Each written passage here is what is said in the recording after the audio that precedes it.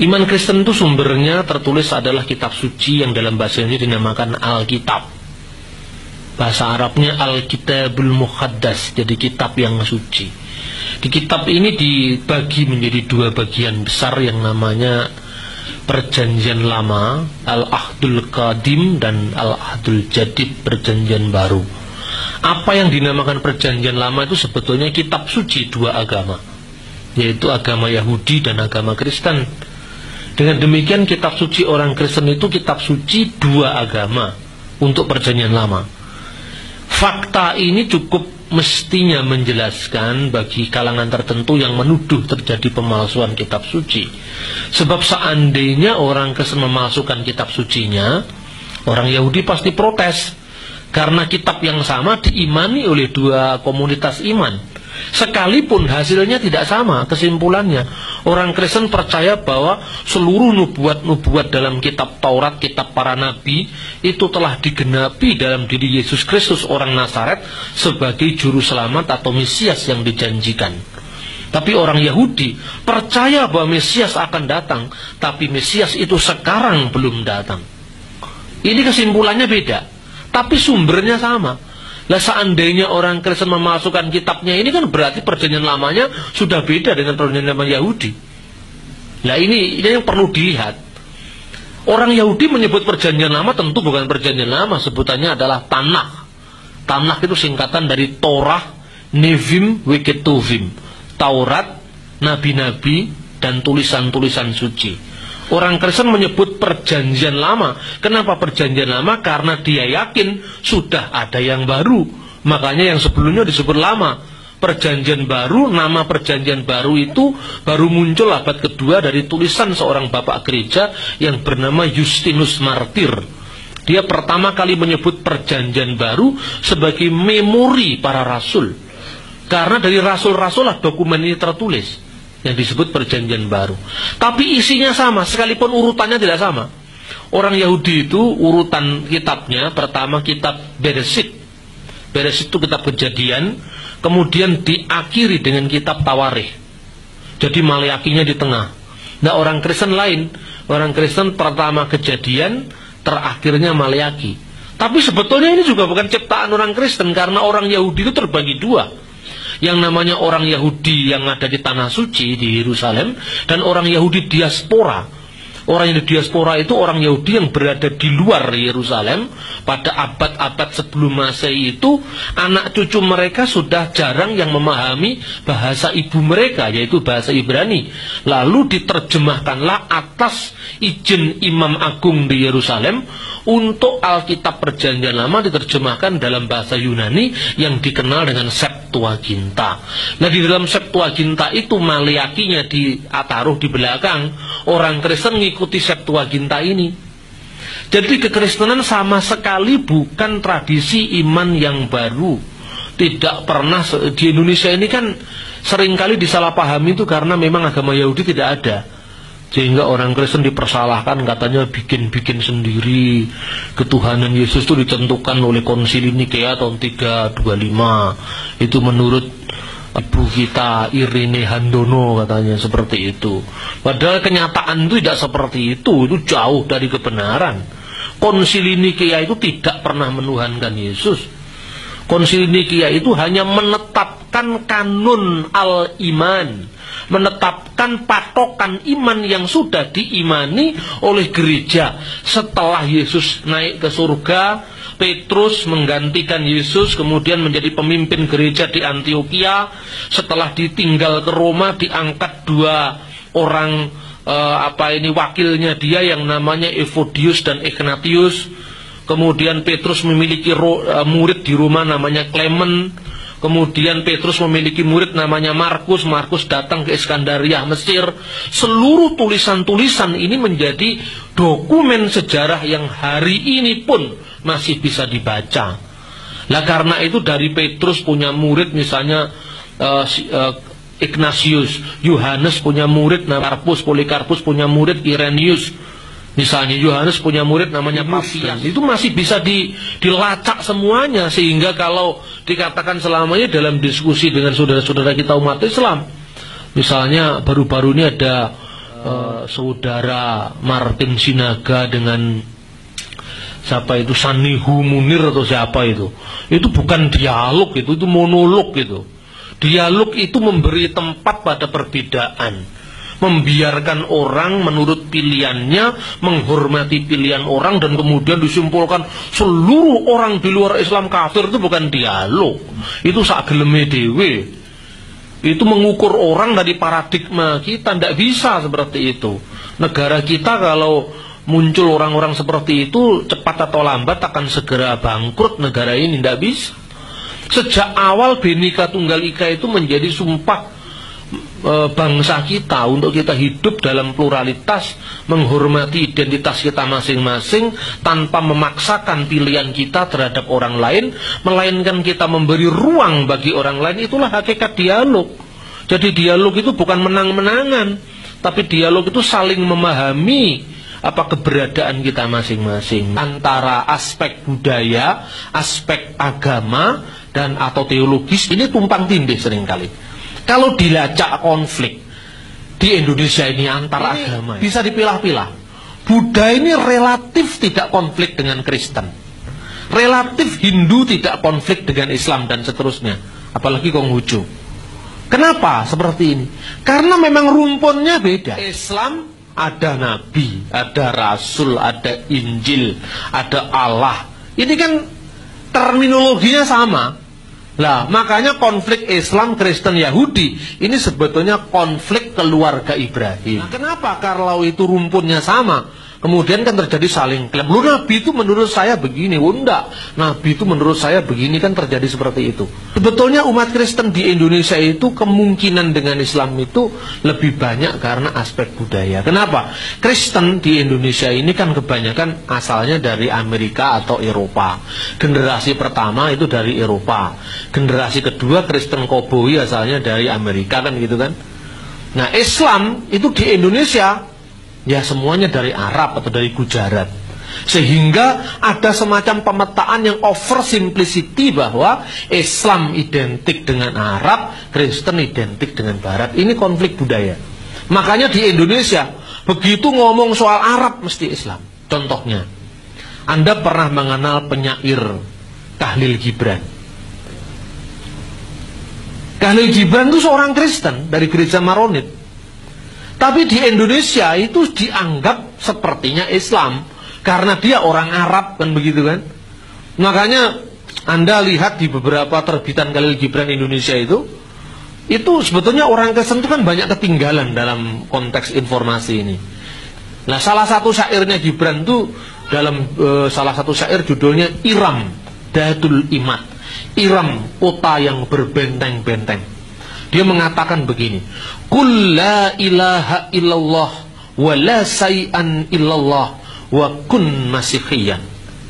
Katakanlah la ilaha illallah, tidak ada ilah selain Allah, dan katakanlah tidak ada sesuatu pun selain dia, dan jadilah kamu Kristen. Loh, ini kan menggegerkan di Indonesia ini kalau dibaca. Loh, bagaimana la ilaha illallah kok Kristen, kan gitu kan. Nah, ini salahnya orang Indonesia, salahnya sendiri. Kufur apa, Kristen itu mesti Barat, ke Islam itu mesti Arab, kan gitu. Padahal konteksnya istilah la ilaha illallah itu sebetulnya salah satu terjemahan dari bahasa Aramaik. Bahasa Aramaik itu bahasa yang dipakai oleh Yesus. La ilaha illallah itu dalam bahasa Aramaik laik ilah ila allaha. Dalam Risalatu Bulus Rasulul Awal ila ahli Korintus, pasal yang ke-8, jadi surat Rasul Paulus kepada orang Korintus yang pertama pasal 8 ayat 4 itu dengan jelas diungkapkan la ilaha illallahul ahad walana ilahun wahid wa huwallahul abul ladzi minhu kullu syai'in wa ilaihi narji'un. Bagi kita tidak ada ilah selain Allah yang esa. Bagi kita hanya ada satu ilah, satu sembahan, satu Allah, dan itu adalah Bapa yang darinya berasal segala sesuatu dan kepadanya semuanya akan kembali. Makanya wa ilaihi narji'u, semuanya kita, hidup kita akan kembali. Itu dalam teks terjemahan bahasa Arab. Makanya orang Islam kalau ada orang mati mengucapkan inna lillahi wa inna ilaihi roji'un. Sesungguhnya asalnya dari Allah dan akan kembali pula kepada Allah. Kalau ada orang Kristen mati di negara-negara Arab, itu biasanya ditulis intikala ila amjadis samawat, telah pulang ke kemuliaan Bapa surga. Gitu kalau orang Kristen mati di dunia Arab.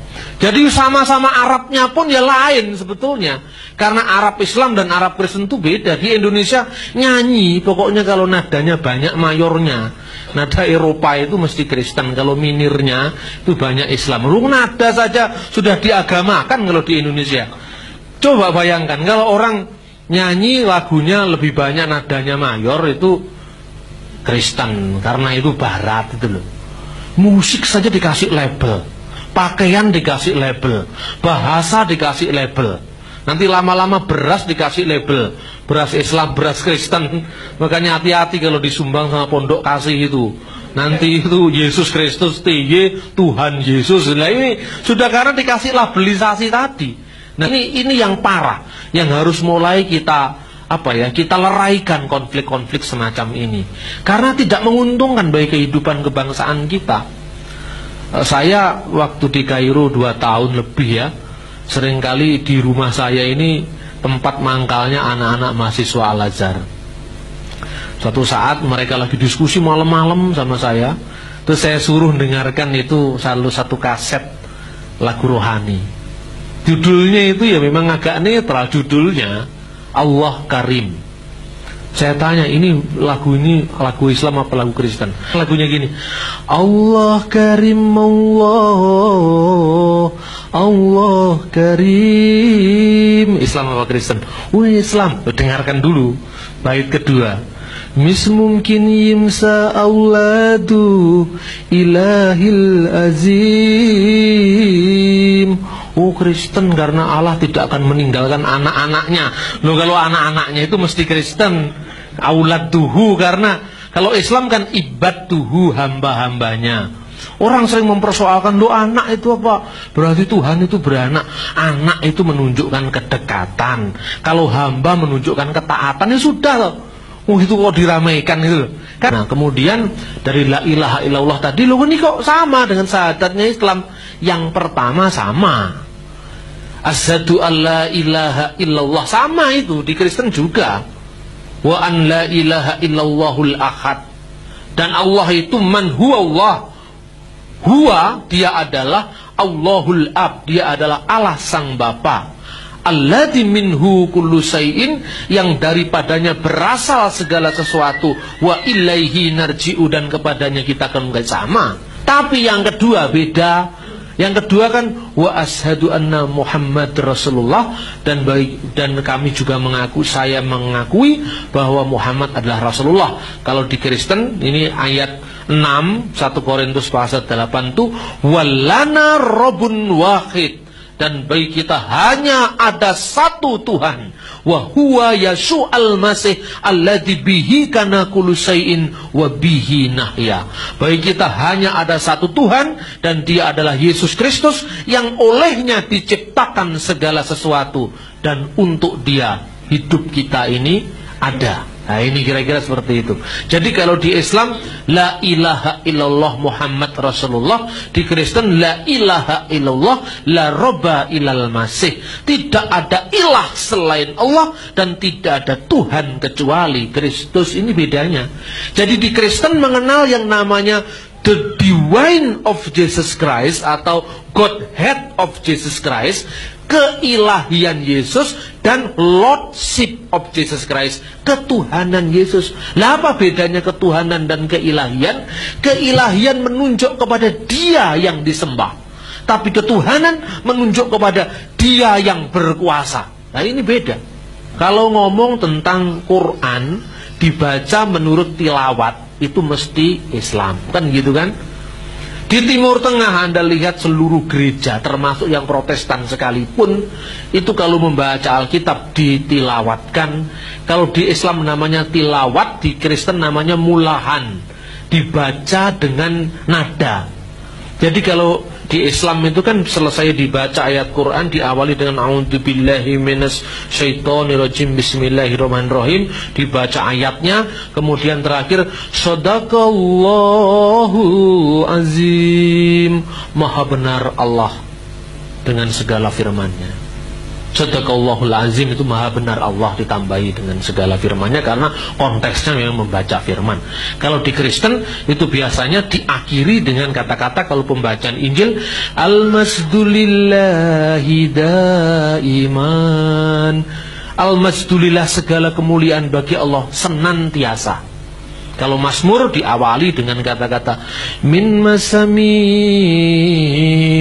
liabina Dawudan nabi wa maliku tahir barakatullah alaina amin ilahi limada taruhtani. Terakhirnya disambut jemaat dengan haleluya. Itu Kristen bukan Islam. Nah kalau di Indonesia, nah saya bawa kaset ini ke Paramadina. Waktu saya memberikan ceramah diundang oleh almarhum Cak Nur. Tidak tahu bagaimana kaset itu akhirnya jatuh kemana-mana kan. Nah tiba-tiba saya dengar itu kasetnya siapa itu, Ibu Irini Handono itu. Kemudian dia tunjukkan tentang bahaya kristenisasi gitu. Kemudian coba saudara-saudara dengarkan, ini pengajian Quran, apakah ini qasidah atau ini apa nih? Ceklek. Haleluya. Inilah pengaburan akidah Islam. Lo yang kabur ya dia sendiri. Wong di Mesir semuanya begini kok. Lo siapa yang kabur ini? Dan siapa yang mengaburkan? Ini memang asli dari sononya begitu. Makanya saya bawa anak Al-Azhar datang ke gereja Margikis di Kairo. Saya tunjukkan, kamu berapa lama di Mesir? 7 tahun mas. Kon iki nggak pernah tahu katanya. Liwat tok katanya. Nah coba masuk. Lek kamu merasa itu haram, inceng tok isine apa nang jero. Saya bilang gitu. Nah kemudian dia lihat, loh ini mungkin dipengaruhi Islam katanya. Itu kok kubahnya loh, Islam dipengaruhi Bizantium. Ini kubah, ini bangunan Bizantium. Bangunan Bizantium kemudian diambil alih oleh Kristen dan diambil alih oleh Islam. Dua-duanya sama minjem. Itu kan arsitek itu netral. Di Indonesia dibuat joglo ya enggak apa-apa. Arsitektur itu netral, salahnya sendiri wong negaranya iklimnya tidak cocok kok tetap aja pakai kubah. Ini kan juga salah itu sebetulnya. Kalau menurut teori arsitek itu kan salah itu. Kalau Indonesia ya mesti banyak kayunya, atau ya seperti Masjid Demak itu lebih cocok gitu. Itu kan soal arsitektur. Nah terus yang lihat itu gereja tahun berapa itu? Itu rata-rata didirikan abad ke-4. Nah sejak abad ke-4 Kristen ya sudah seperti itu. Tidak ada pengaburan.